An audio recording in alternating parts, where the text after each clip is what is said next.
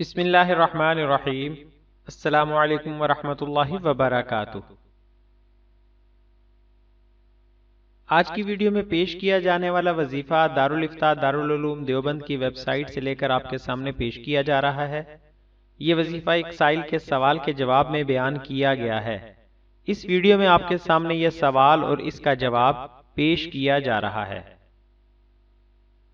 سوال: ہر تنگی، پریشانی، مصیبت، حاجت، فکر اور غم کو دور کرنے کا کوئی آسان مجرب وظیفہ بتائیں، نیز ساتھ پڑھنے کا مکمل طریقہ بھی بتائیں۔ جواب: بسا اوقات تنگی و پریشانی اپنی بدعمالی کا نتیجہ ہوا کرتی ہے، اس لیے اعمال کی اصلاح پر توجہ کی ضرورت ہے۔ صدقہ خیرات سے بھی مصائب و آلام دور ہوتے ہیں۔ 5 وقتہ نمازوں کی پابندی رکھیں۔ ہر نماز کے بعد آیت الکرسی اور یہ دعا پڑھا کریں۔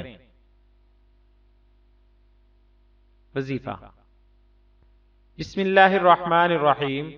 اللہم انی اعوذ بک من الہم والحزن والعجز والکسل والبخل وذلع الدین وقہر الرجال۔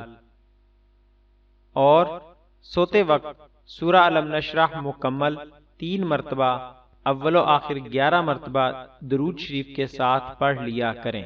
بتائی گئی درج بالا دعا چند الفاظ کے فرق کے ساتھ مختلف احادیث میں بیان کی گئی ہے۔ جزاک اللہ خیرہ۔